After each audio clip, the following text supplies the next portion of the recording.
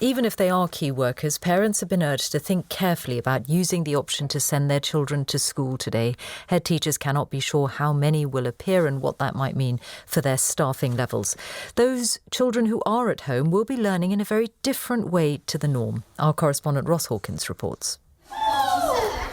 As classes came to a sudden halt last week in Wakefield, they were preparing for this morning, when pupils begin a very different education. It's kind of scary, really, because obviously I'd like to have a teacher. 14-year-old Tyler Batty.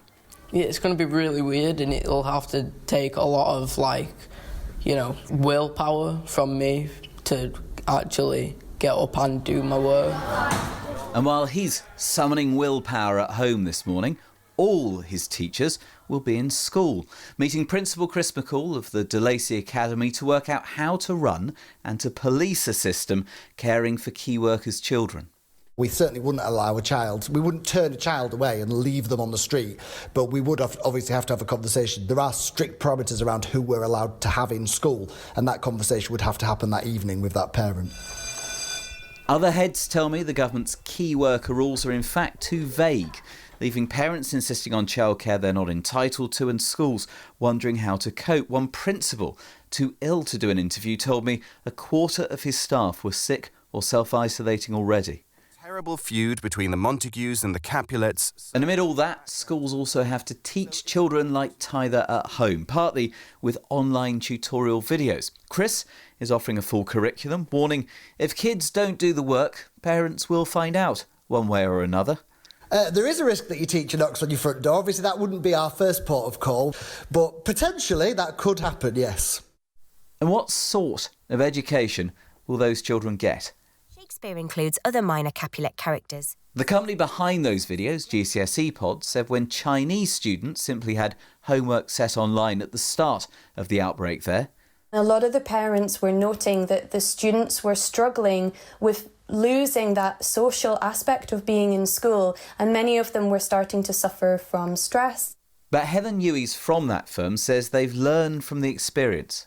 And now what schools are doing is bringing them into live online classes where they can watch these videos together with their peers and then answer questions, comment, and actually interact with teachers and students. It sounds appealing, but there are real limits to this. National Education Union rep and South London science teacher Rob Owen. There's moments of particular engagement in the classroom where you're looking at kind of trying to draw out exactly what it is they have understood, what they haven't understood, and some of the kind of misconceptions that they've built in. And no matter how good a piece of software, it's never going to be able to replicate those kind of interactions. Hello everybody, I'm Joe Wicks, the body coach, and I've got an exciting announcement. And while Chris in Wakefield's even planning online videos for PE lessons, a fifth of his students don't have internet access at home.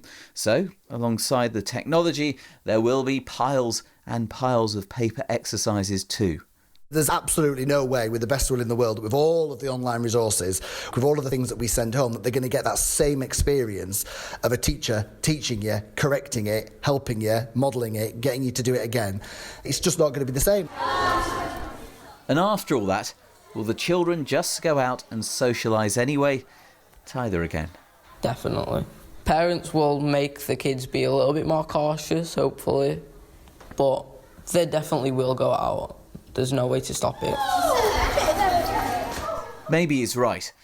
But on education, key workers, children and social distancing alike, there are not perfect answers right now. Just people making compromises and doing their level best. Ross Hawkins reporting.